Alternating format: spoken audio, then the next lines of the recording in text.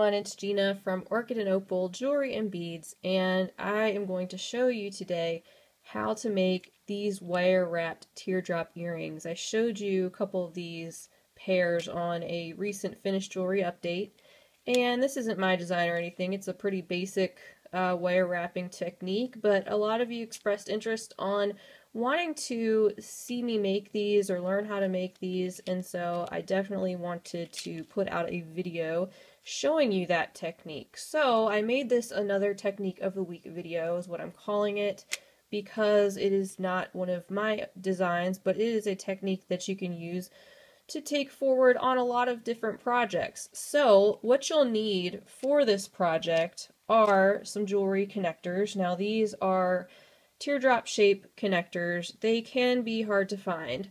I do have a couple links below to some similar teardrop jewelry connectors on eBay, which is in fact where I had purchased mine. And I will just let you know that a lot of things that you purchase on eBay do come from China, and it takes a while to get them in your mailbox. For me, it took about 4 weeks. But if I order things in advance, then I really don't mind, because it's just projects I can make later and things I can do later. I've always got a lot going on, so it's not a problem for me, and hopefully it won't be a problem for you. And I will say that's not, of course, the only place that you can get these. That's just where I got these.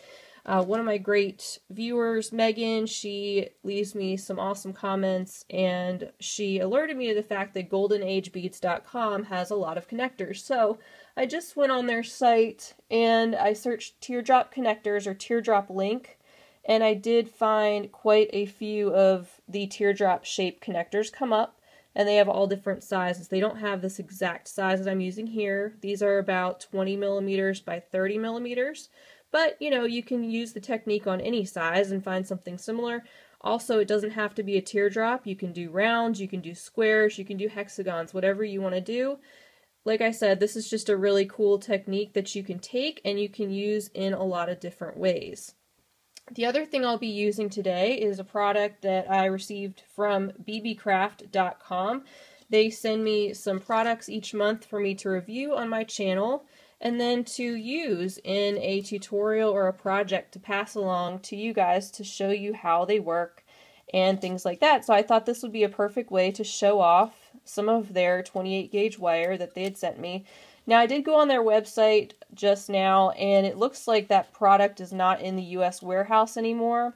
And if you are in the US, I know most of my viewers are, and I know there are a lot of great viewers who are not. But if you are in the US like I am, the shipping is free if you spend over $25 on their site on products that ship from the US. So it looks like they don't have these at the moment. They may have sold out, but they'll probably come back.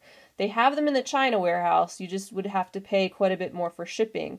But what they do have is they do have some 26 gauge wire, which works just as well. 26 is what I would actually recommend, 26 to 28, and I've used 26 gauge wire on this as well, and it works great. The higher the number of the wire or the gauge, the smaller the diameter of the wire. So in other words, you want some really pliable, bendable wire, and when you get up to the 26, 28 is the highest I would go, but 26 or 28, it's very, very pliable. So these are some of the rolls that came in that multi-roll pack. I do have a link below in the description box under the video that has the link to the 26 gauge wire that they still have that is shipping out of the US warehouse. But if they don't have the 28 gauge, like I just was trying to look up, just check back, or you can seek it out at any other location that you like to shop at for your beading supplies and just look for some 26 or 28 gauge wire. So what we're going to be doing today is using fire polish beads, and you can use practically any beads for this type of project. I happen to like using the 4mm fire polish beads in this project because I get a lot of them from the Dollar Bead Box subscription that I'm subscribed to, and I know a lot of my viewers are subscribed to that subscription as well. So I thought it would be a great bead to use. I get asked, what do you do with those fire polish beads that you get? Well, here's one great thing that you can do with them, among many other things. You can bead weave with them, you can string with them. They're very beautiful and they have all different finishes and colors. Another tip I wanted to share is kind of just the way I store my fire polish beads.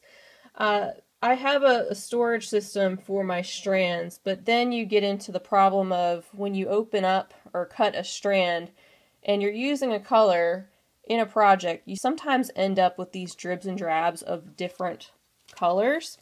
So each time that happens, I put them in a little baggie, and then I put them in one of these storage containers. This is just a regular plastic storage container that I actually got from my Adornable Element subscription, and I just did a video on that subscription very recently, and they usually send their beads in this little type of plastic container. But you could, store them in anything. That's just what I use these for. And then I have it labeled 4mm fire polish. And that way all these little bits and pieces don't go to waste and don't get lost. And I will pull them out for random projects like this. And for this particular project, I worked it out to use 4 different colors. And it takes 5 beads in each of those colors per earring. So total 4mm fire polish beads you'll need per earring are 20. So you can use 1 color, 2 colors, any combination you want, but for this particular size teardrop, I'm using 20 4mm fire polish beads to go all the way around. So you'll just adjust accordingly if you have a different size unit that you're working with here, or if you have different size beads. I also received some 4mm glass pearls from beebeecraft.com this month, and I think they could work great as well. I just happen to be using the fire polish. You could also mix and match beads. So there's really a lot of possibilities with this.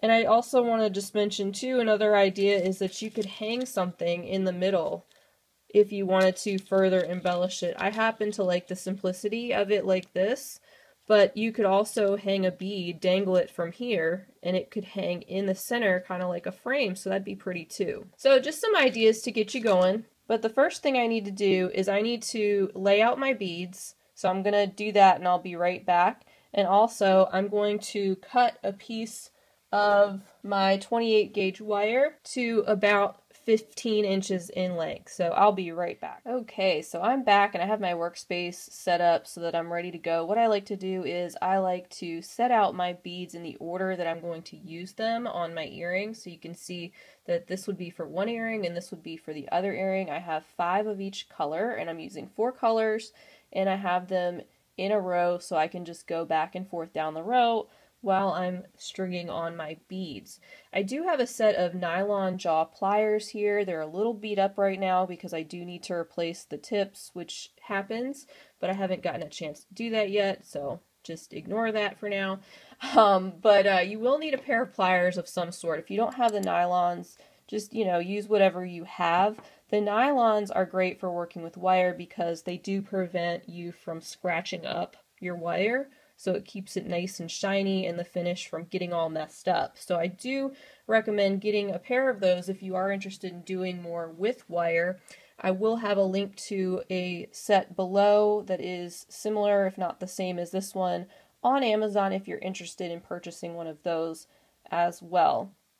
So to get us started, I'm going to start on this side to do the wire wrapping, and we're going to work clockwise from this side all the way around to this side. And it's really important to keep your tension very tight when you're working with the wire and the beads in this way. You want to make sure everything's nice and tight. And the first thing we need to do, and I'll give you an example on this set of earrings here, is we need to create a little coil like this, a nice tight little coil like this to get us started, and that's going to keep the wire in place so that we can keep going around the loop. So start out by picking up your wire, and again I've cut the wire to about 15 inches. That's about the length I need without wasting too much. I do like to have a little bit extra, and you're going to have about an inch or between a half an inch and an inch, depending on what you're comfortable with, hanging off the side underneath. So kind of place it underneath right there, and you're just going to start to wind it around your jewelry connector, just like that. And I like to count how many I'm doing, that way I can keep it even on both sides. So that's about 3. Okay.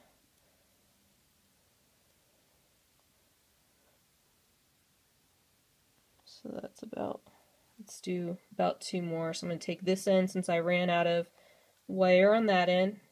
And like I said, I'm going to pull it really tight and just put the wire through one more time to make one more loop. Pull it really tight. And you can see that it's not quite stacked up to each other yet. So you can take your fingernails or your pliers and just pinch it. Just pinch it like that. You see how perfect that makes it? And I'll make this little end piece go down as well with my pliers just by kind of scrunching it over there. But you see we have a nice little coil to start out with. Alright, so we're going to push that all the way up to the top.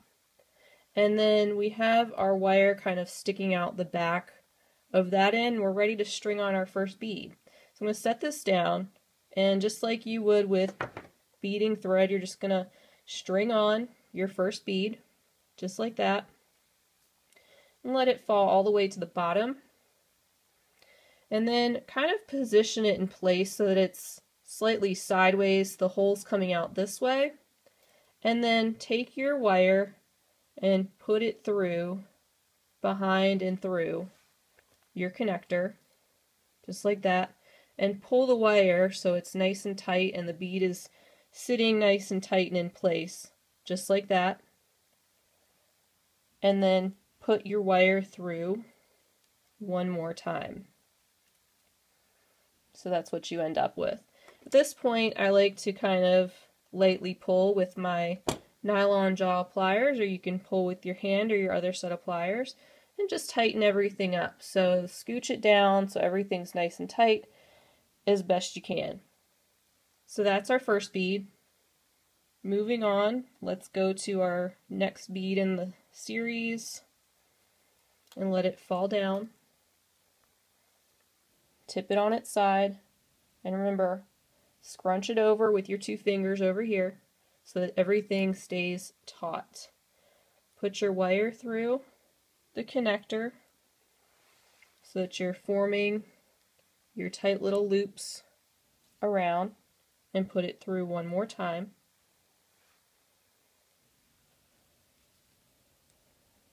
Just like that. And pull it best you can. I do want to say that 26 gauge wire is probably even preferable to me than the 28 gauge, which is what I'm using today, because if you're not careful, I mean, it doesn't happen all the time, but your wire can break. If you're if you're really yanking on it too hard or bend it too much in the same place, it could break off, and then you'd be in the middle of your earring and you'd have to start all over again, because you can't just start back. You know, your wraps wouldn't be even if you had to start over again. So just something to keep in mind. So you do want to pull it tight, but just keep in mind that it's still malleable wire that can snap if you're too rough. So there is a balance, but you'll learn that as you go. Let's put on our next bead. Just like we did before, we're scrunching that over, and I'm holding all these beads in place so they're kind of tightly next to each other. Putting my wire through, and then putting it through one more time. And then just pulling and scrunching. You see how it's starting to make a really nice little pattern, and our loops are nice and tight and even, and we're ready for our 4th bead.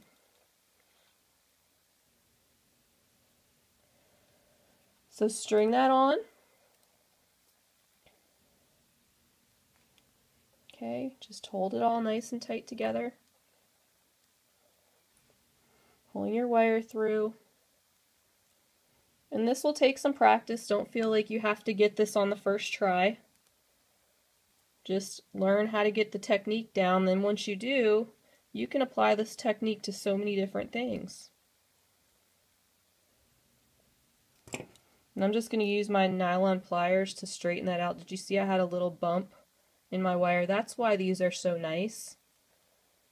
because I couldn't do that with regular pliers without worrying that I'd be scraping the wire and leaving scratches or, you know, damaging it. And you want your wire to look really nice.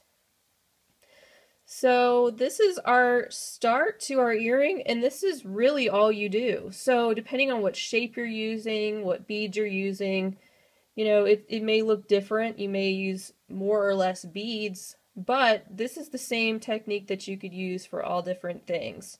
So now that I've done my series of 4, I would basically just repeat this. And I'll repeat it all the way around till I end with my very last bead on this side.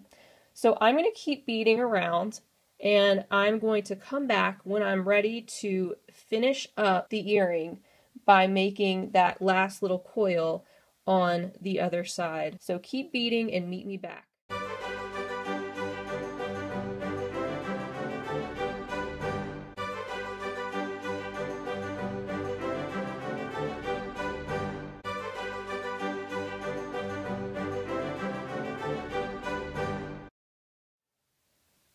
Alright guys, we're already at the end and we're ready to make our last little coil, so hopefully you're happy with your project so far and you're at the point where you're ready to finish. So I have my wire coming out of this bead on the very end, and just like I would have done before, I'm going to tuck it behind and through the teardrop, and I'm going to coil it a couple times, which is what I would do anyway if I were continuing on to add another bead, and just making sure it's nice and tight and that everything's in place how I want it. I'm just kind of shifting everything to make sure the spacing is even, everything is good, and I'm going to pull it with my nylon pliers a little bit one more time. Alright, so we have about 6 loops there on the right side, and we're going to do something similar on the left side. So it's just a matter of making more loops now that you are at the end. And I'm going to squish these down a little bit so I have some more space. And you're just going to keep going behind and through, and then pull tight after each one. And don't worry, you can scrunch it with your pliers once you have all those loops in place, and it'll give it that really nice uniform look that we have on the right hand side. So at this point we just want to work on getting the same number of loops on this side.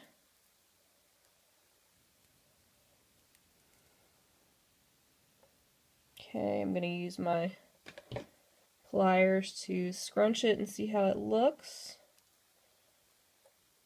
Okay.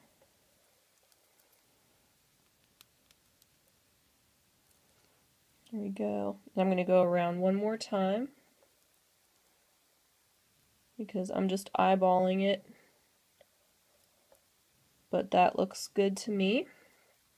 Alright, and then give it one final pull and kind of lay the wire down as you're pulling so that when you snip it, it's automatically kind of going in that direction. It'll lay flat, just less that you'll have to do to push it down, just like that.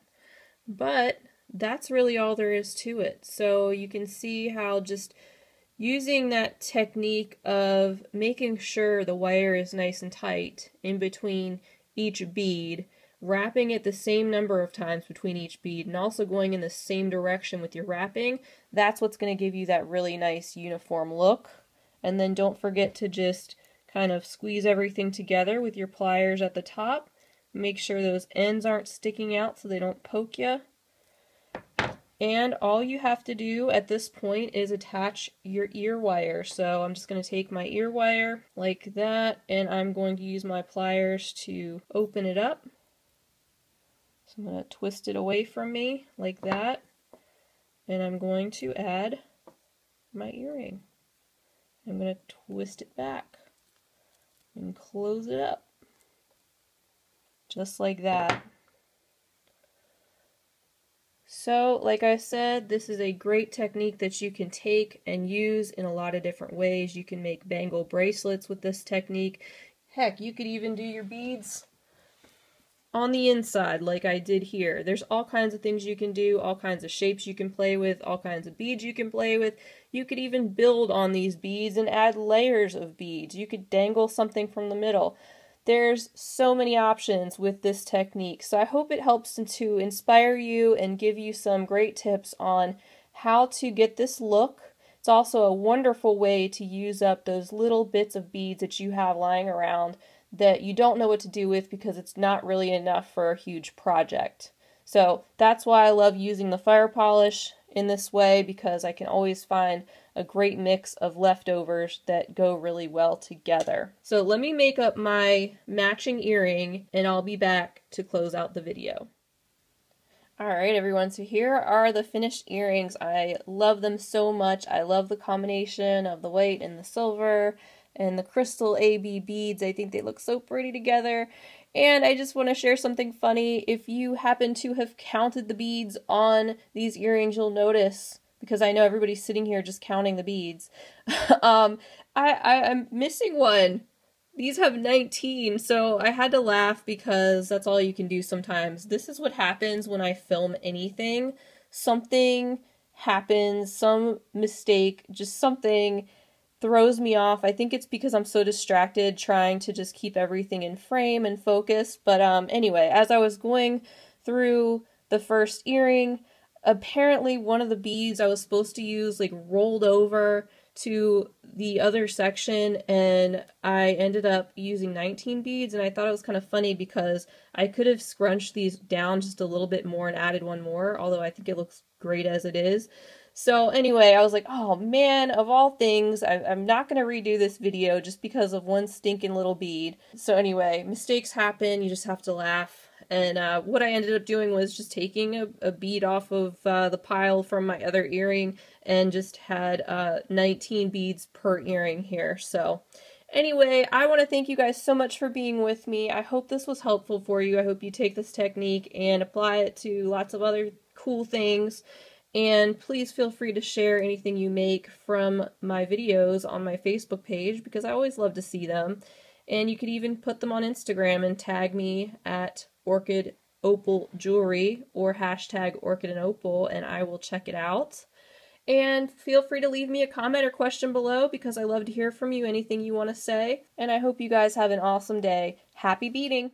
If you enjoyed this video, I'd love you to give it a thumbs up. Don't forget to subscribe and hit the bell if you'd like to see more of my videos, and check out the video description section to follow along on all of my social media handles, visit my Etsy shop, and check out my new website and blog at orchidandopal.com. Thanks for watching!